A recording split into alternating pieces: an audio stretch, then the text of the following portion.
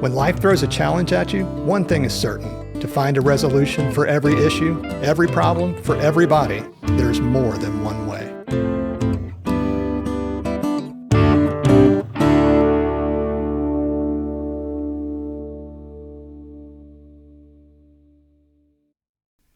Hello, everyone. Welcome to another episode of the More Than One Way podcast. I'm Whitney Ross, and with me, as always, is my good friend, Thom Rasnick. Hey, Whitney. Hey, Thom. How are you? I'm doing good. Pretty good.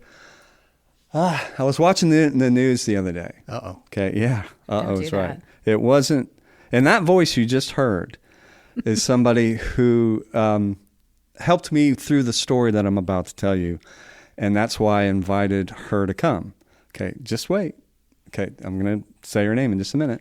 So the story was this woman went to a Dollar General store and she stole 5 eggs. And she left the store with the 5 eggs and they caught her. So the manager of the store called the police.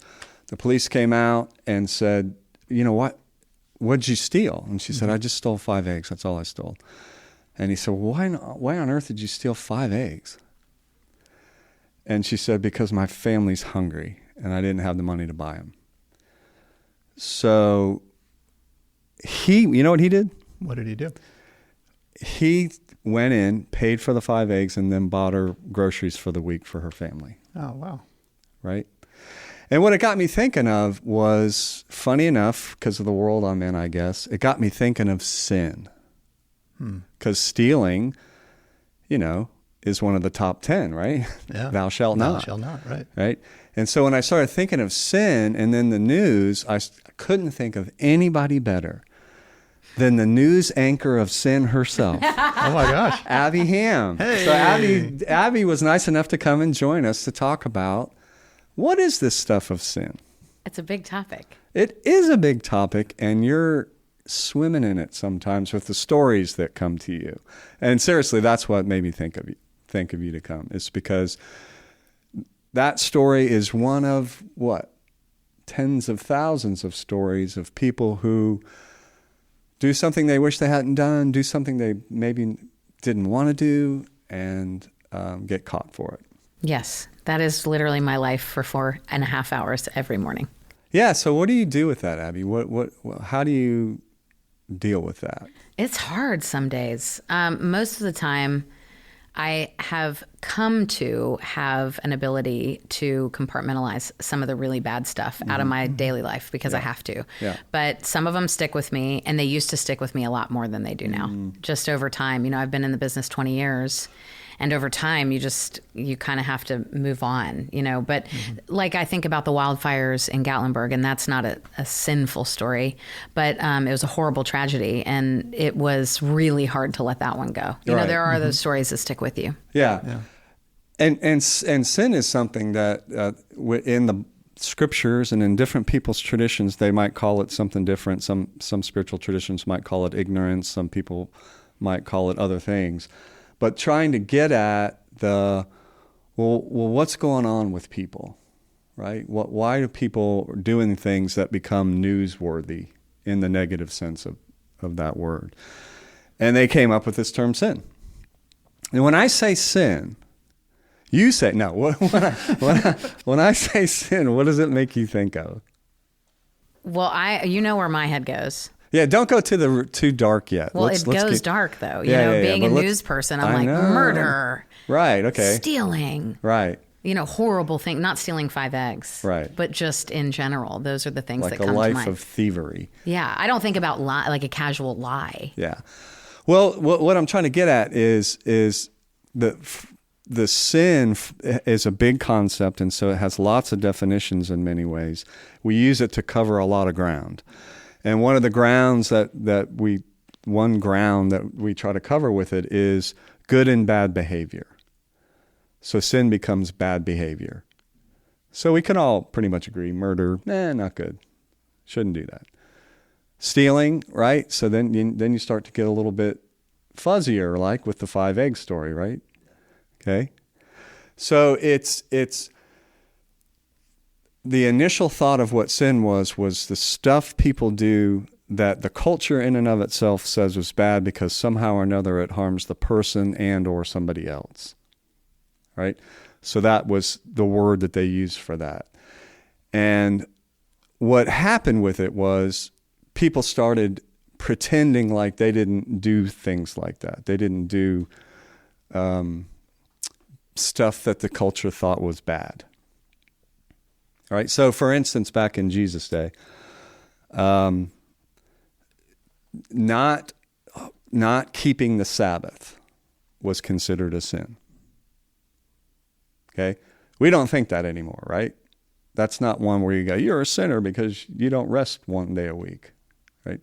That's Although not. we probably should all rest one day a week. Yeah. Just throwing it out there. It's true. But so back in the day, if people didn't do that the right way, then they got labeled sinners. And once you're labeled a sinner, it's kind of hard to get out of it, right? And then you become a pariah of society. You're just pushed away, pushed aside, and then pretty soon it's just heaped on groups of people. It's groups of people who do things that the society considers wrong or bad. And so it's gone from this good or bad action to a label. Right, a label of a person. That's on a person. So it becomes an identity that's put on them. Right. As that's who they are. Right. It wasn't just that they did a bad thing. Right. It's that they are bad. They're a bad person. Right. And they're a good person. Right. But usually back in the day when it's this early on, you can't see that somebody could be both. You know what I'm saying? You split the world and say there's good people and there's bad people, and the good people don't do stuff like that. But you think the waters have muddied as things have gone on? Yeah. Well, I mean, it's kind of like what you're saying. Well, what about your 20 years in the business? What changed you within that? Well, I think I have, in my 20s, I was very idealistic and very much like, this is bad, this is good, and there's just no in between. And I remember clearly feeling this way. I also remember like I just felt so deeply for some of these people that were hurting on the news stories that we did in the community. I was in a small West Virginia town, and I remember this lady couldn't afford Christmas presents, and she had a disease, and I just remembered like that just ate me up. And I went and met with her and chatted with her and hugged her, and it was like I just had such a personal connection to all of these stories. It was really a beautiful thing. And over time, as I've just had kids and gotten busier, I haven't connected like that. But it's also made me more understanding, because I did in my 20s go out and meet these people, talk to these people, understand their circumstances and what they're going through and the challenges they face. I think I've become just a more understanding person and a more forgiving person. Yeah. And I think that's what happened with the way people who tried to write about sin. That's the same thing that happened. It's they lived life and realized, sometimes it's not quite so cut and dry. Sometimes life isn't quite so, he's a good person, he's a bad person, right? Because maybe you experience yourself in a circumstance and took something because you really had to have it, and with all intentions of paying it back or something like that, and then realize, wow, that could happen to anybody. Well, back to the woman and the eggs. Do you deem that a sin because she stole, and that's the Bible says thou shalt not steal? Yeah, so do I deem that a sin? Well, you're the anchor of sin. No, no, I don't know. I wouldn't say so, no. Okay, because I'm going to have a broader definition of what that is as we talk about the waters being muddied. Because my experience of life is that you can't split it. That for me, in my personal opinion, that every person who I consider bad has good in them, and every person who I consider good has bad in them.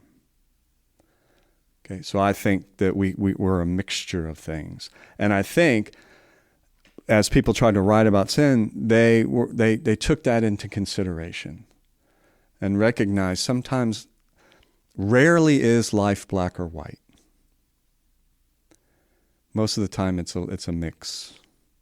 Have you always felt that way? No, like everything else, I think it's a process of living and experiencing myself and experiencing life, and having my eyes more open to what people go through, what I've gone through and continue to go through. I think that's an important point, because there's obviously more than one way to define sin, either when we're talking historically or culturally, but individually. I think we've all had those things where our definition of that maybe has changed as we've matured or experienced different things. So is there some universal definition of what it is, or is it more of an individual perspective? What do you guys think? I mean, I think there is a big definition, that encapsulates a lot of different sins. But what I deem wrong, what I deem the ultimate sin is, I don't create all sins equally. Yeah. Obviously with the stories I report, murder is going to have a much loftier sentence than, a white lie that my child told because he wanted an extra cookie. Right. You know what I mean? I mean, we're in different degrees of sin to me. Right. Uh-huh. Yeah, and that's going to be the way that you go about life and the way that you understand life. And that makes sense to me. Me too. Right? So within the context of kind of the Judeo-Christian spiritual tradition, the people were trying to do what we're doing. In a sense, why do people do what they do? And how come some people do really horrible things and some people's lives just can't ever really seem to get on track and they looked further and further into it. And one of the answers was from a guy who said, well, it's because they're not living in relationship with God. Right? Or the way another way to hear that might be, they're not living from the center of their deepest self. They're not living from the center of who and what they are as the image of God in the world. So you're saying, like, people, let's say a child, two children, both facing horrible abuse when they were young. One emerges from it and gets on the right path and goes, to help other people who are abused. The other person is a murderer or an abuser. Uh-huh. So you're saying that this person A, has a good grasp on faith and God in their heart. So I'm not personally saying that. I'm saying from the perspective of looking at what this big thing of sin, one person's explanation was, this person's just totally disconnected from the center of their goodness, their wholeness. And they've just totally been taken over by destructive behavior, destructive energy, right? And so for this person, and the person's name is Paul. So Paul, the dude that wrote in the Bible, and he wrote in this book called Romans, a letter to the Romans. He wrote all about that the presence of God, in a sense, is all around us all the time and within us all the time. And we really don't have any excuse, from his perspective, for not connecting to that and not recognizing that everything that we're in points to something greater, to something more. And it's when we turn our back on that, from his perspective, that then we end up in behaviors that are really destructive. And it's not just when we turn our back on that for a little bit, it's when our life gets like that. And so for his perspective, some of this behavioral lifestyle would be a result of living life without a reference to something greater than yourself. Mm-hmm. I don't want to live that way. Yeah, right. Okay. If I'm going to be on this earth, yeah, I'd rather believe that God exists and he's taking care of me. Yeah, okay. So and he would say, so believe that and then connect to that. And that's going to have an impact on your life and the way that you live. And if you're following that, we talked a little bit before this about the 7 deadly sins. Uh-huh. Because you look at, it is a guidebook. I mean, when you commit these sins, they are going to make you miserable inside. That's not just, that is a God, it all relates back to God, but it's not just a God thing. It's really just a life thing. Yeah, and so from the perspective of what Paul's saying is, God and life are intertwined. Mm-hmm. So you can't separate them out. But even for somebody who's not a believer in God, they follow the path of committing these sins, they're going to be unhappy. I mean, it's really a good guidebook on how to live, not just a faithful life, but a good life. Do you see what I mean? I think so. Do you guys know what the 7 deadly sins are? I do, but don't ask me to recite them because you're putting me on the spot. I just always remember sloth. Because I just think that one's funny. Yeah, sloth is one. Adultery. Well, lust. Lust, sorry. That's all right. Greed. Gluttony. Wrath, pride, and what's the 7th one? Envy. Envy. Nice. That's Good it. job. Holy mackerel. We just won I Family win. Feud. You did. You I did win. it. You did it. So those 7 things. And once again, so from the perspective of what I'm talking about, it is those things aren't just behavior. Those things would be, how do we talk about this? Energies, forces. Back in the day, they might even call them demons. Okay? Because they can come in and entice you and grab you, or they're already in, and enticing you and grabbing you. And then you go down. So take one like greed. Okay, so greed could be a part of, it's a part of me. I'll put it on me. So I can be a very greedy person. And what I mean by that is I can be insatiable. That there's never enough. Right? If somebody offers me more, yeah, I'll take it, right? Okay, so just more and more. And so I had to really take a look at that. And what is that? Because when I go with that energy all the time, yes, my life is not great. I end up overeating, over drinking, overdoing, over, right? Yeah. Okay. So my life it's not helpful. It's not whole. It's not complete. Fulfilled. Yeah, any of that. Because you're constantly working for something too. You're Right. constantly looking for the next thing. And what happened? What those dudes and women are going to say from the spiritual world is that's because, in a sense, that's become your God. In a sense, that's become the energy that drives you all the time. And this is where addiction can come in. And then it gets so strong you can't not do it. And a lot of it comes with the promise. So like with greed, watching a TV show or something. I used to love the show back in the, this is going to age me, but back in the day when I'd watched this show called Lifestyles of the Rich and Famous. You remember that show? Oh, I remember Robin that Leach. show. Robin Leach. And so I'd be sucking on my pacifier and my little diaper. No, I was older than You're that. like, I'm I just want kidding. a yacht. Yeah, that's right. That looks like fun, right? I love boats. That's the way to live. There it is, right? With all the things. With all of it, all the All the bling, material. all the stuff. And the truth is, so what greed, the other side of greed is, yes, it's good to have enough. We all need enough. But when I look for that to be my fulfilling energy, my fulfilling way to live my life, it's bankrupt. And that's why it became one of the 7 deadly sins. Right? But the way to deal with it isn't to pound myself or pretend like I'm not greedy. It's to try to understand it. It's to try to become conscious of it. So just because you're working for more and more money and more property or more businesses or more, you're trying to accumulate wealth doesn't necessarily mean you're greedy if you have the right intentions in your heart. Well, you just have to be really, really conscious of why you're doing what you're doing from this perspective. Because you talked about, those things having an energy. Yeah. And that's a little different than just thinking about a good decision or a bad decision. Right. It almost speaks to them coming from some place, or you were talking about somebody being overtaken by that. That feels a little different. Yeah. So it's almost like there's some energy or power or something in that. Right. There is once again, because there's more than one way to try to get at stuff like this.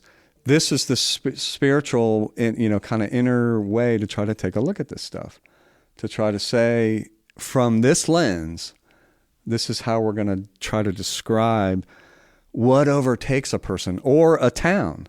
There's a story about this if you want to hear a story. Go back. Give us the story. Okay. Come back with me in time to this story. And the story is, let's see. It's about a guy who lived in this town called Sodom. All right?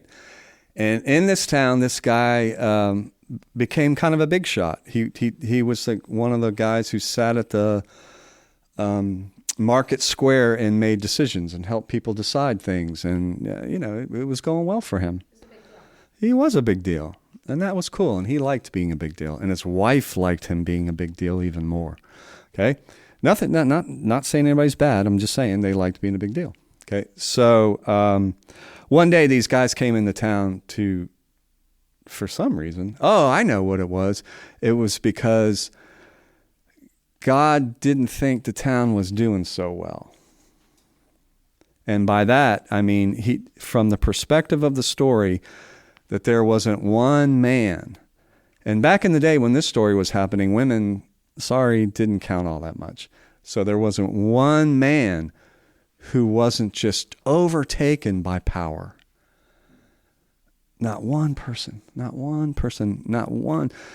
mean, God had a whole conversation with this guy Abraham about wanting to get rid of this town because it just had gone so far. And Abraham tried to talk him into, don't do it. And basically said to God, well, what if there's 5 people that are good? Will you spare it? And God said, yeah, 5 people and I'll let it go. Well, these guys come into town and apparently there aren't 5 people. Okay? Because they meet up with this guy, and this dude's name is Lot, and they say, hey, we're going to stay in the town square tonight. And Lot says to him, no, don't do that. It's not going to go well if you do that. Come stay in my house. They're like, no, we'll stay in the town square. No, come stay in my house. So he goes and stays in their house, and at nighttime, every man in the town, the story says, from the youngest to the oldest, comes to the door and beats on the door and says, send out that guy who's here, this visitor who's here with you, so that we can abuse him, in the worst way possible. Right. And back in the day, it was really important that people took care of those under their roof. So he said, no, I'm not going to do that. And the story goes on, but what happened was they, well, in the end they got away. But what happened at that point right there was people looked at the story and said, the sin of the story is that these guys wanted to have sex with that man. And that's what was the sin. And that led to then saying homosexuality is the sin. But the truth of the story was that it was all about power.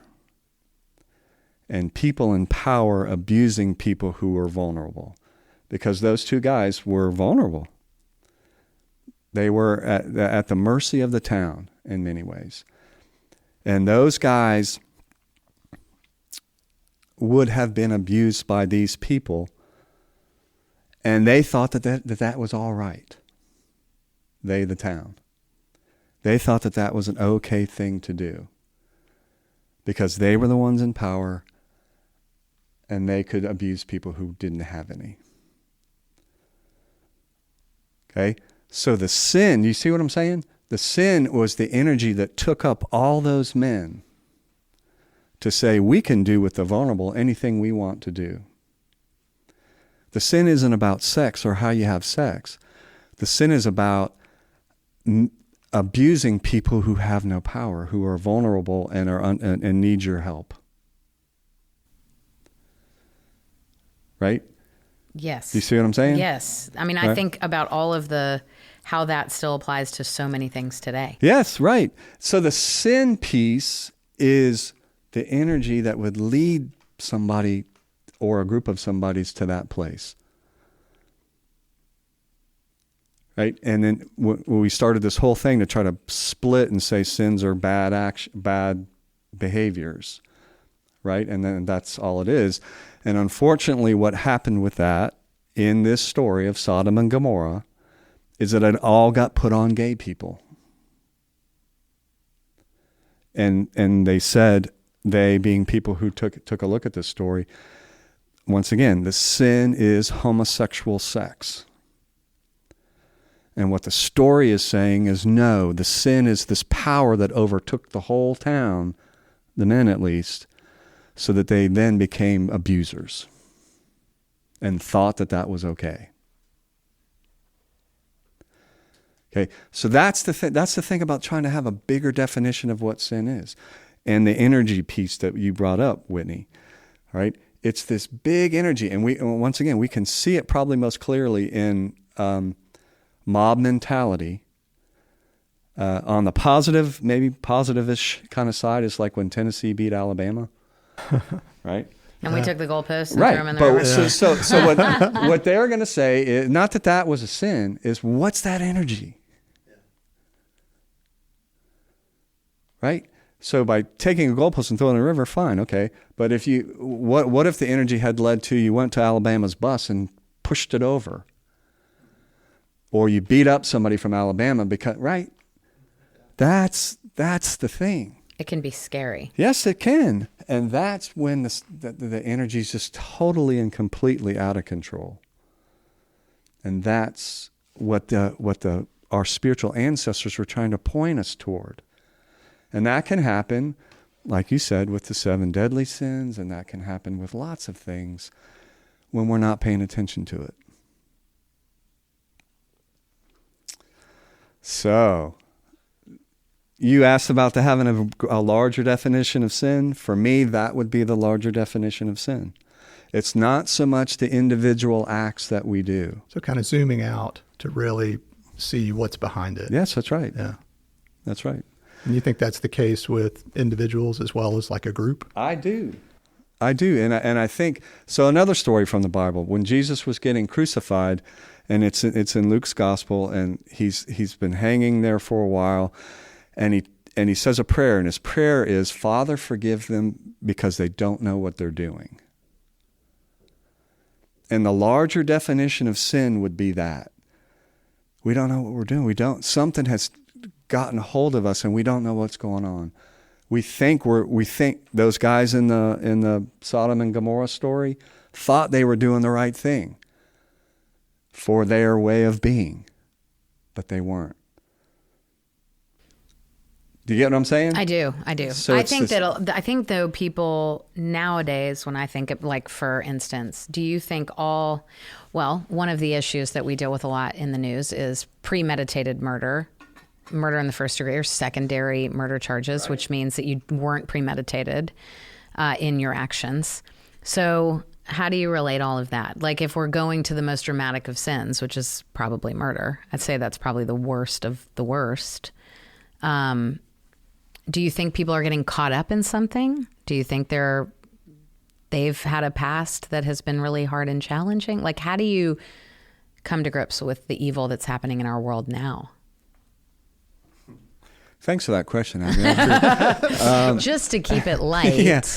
So on the one end, there's mental illness, as we've said before, mm-hmm, right? So, and then there's psychopaths, and they're kind of almost their own category that's really hard to get into. Mm-hmm. Okay. So for premeditated murder, you'd have to really look at what's driving the person in that. Mm-hmm. You'd almost have to look at every single case. And you think it's all different? It could be. The motivation behind it, yeah. Do you think that that's driving home a deeper point of, like, forgiveness and understanding, not judging, and understanding where a person maybe has been and has come from? Yes. I think in the end, what our spiritual, by giving it that big energy, that big definition beyond just individual acts, I think what they're trying to say to us is, can you recognize how hard life can be? Can you recognize that for yourself, and can you recognize that for the people you live with? And can you possibly live from a place of compassion and forgiveness? Doesn't mean there shouldn't be consequences, not saying that. But live from the place of compassion and forgiveness toward that person. And the more you can know that person's story, the more likely that is. It's interesting. So going back to your original point of not labeling somebody good or somebody bad, we all have it in us either way. Yeah. And when you label and you judge, it's a dangerous cycle. Yes, it is. It is. Either way. So because you can label somebody really good, and then they do something what for you is out of character. And then all of a sudden it's like, I can't believe that. Right? How many celebrities does that have to happen with, right? Where it's like, oh my God, I thought this person, well, yeah, he is all that. And this other too.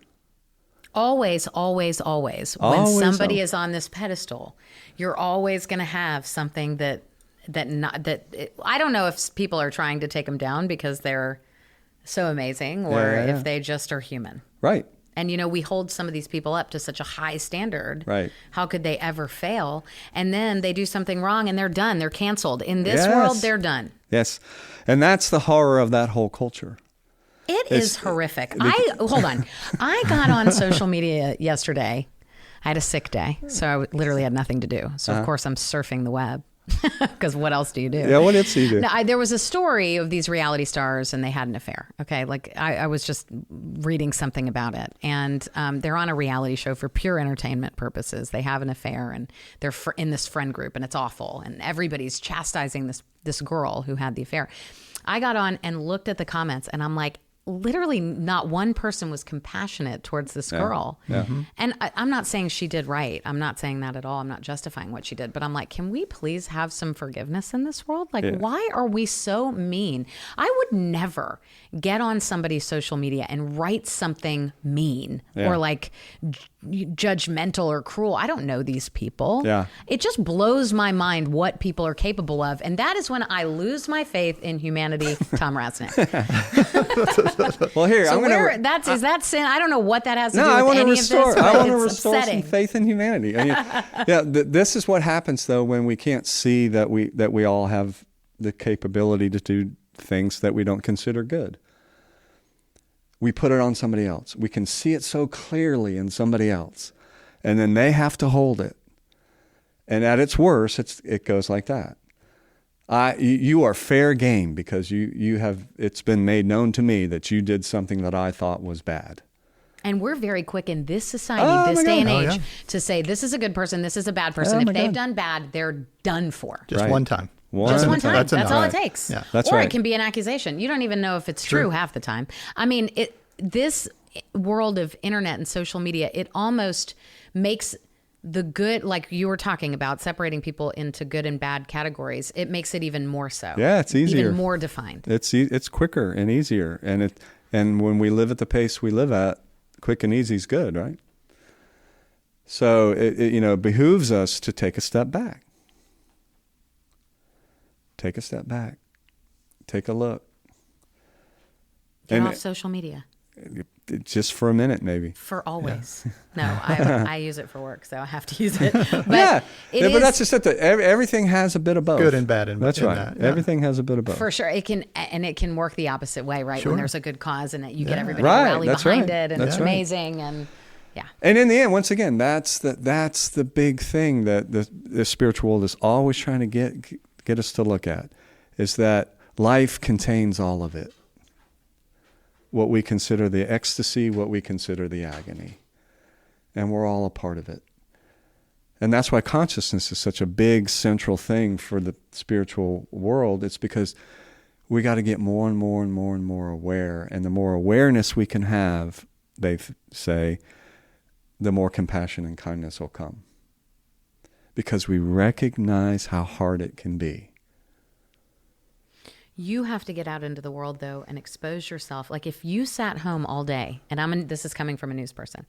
If you sat home all day and watched news, you would literally think the world, like I did yesterday in my spiral of social media, you would think the world is a terrible place. Yeah. Right. But when you get out in the world and you go to the grocery store and you see the policeman buying the woman groceries for the week who stole the 5 eggs, and you see these things happening in front of you, you're like, the world is actually a wonderful place. Yes.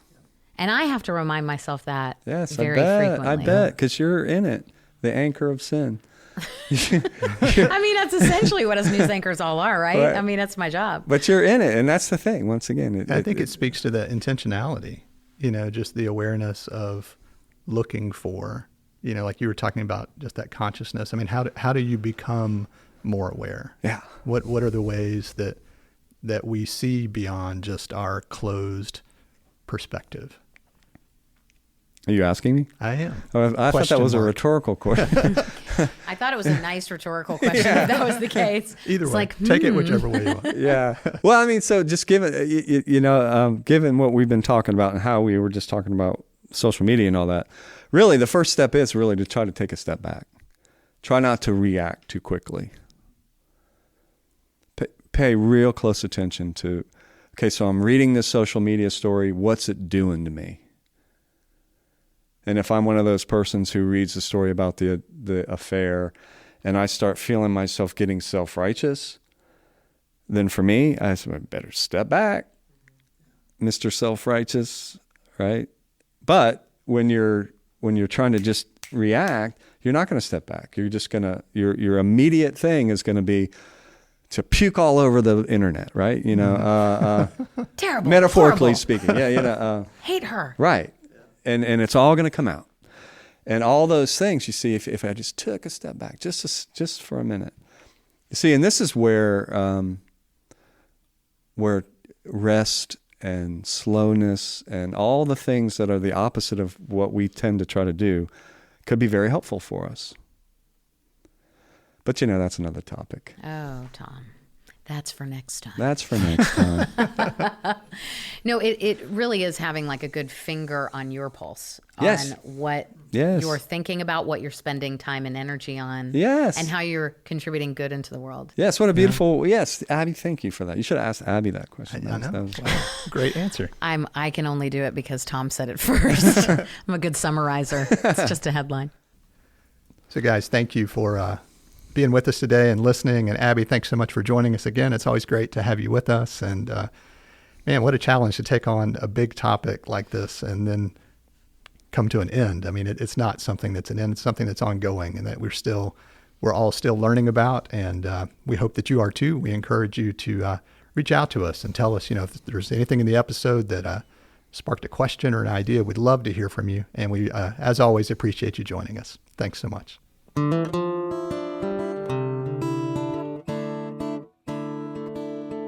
Thank you for listening to this episode of the More Than One Way podcast, brought to you by the Center for Spiritual Practice in Knoxville, Tennessee. We really appreciate your time and would love to hear your feedback. You can reach us by emailing hello@morethanonewaypod.com, or you can connect with us on social media using the handle @morethanonewaypod. If you found this episode helpful, we hope that you'll share it with your friends, with your family, with people you work with all the people who you know. Thank you and take care.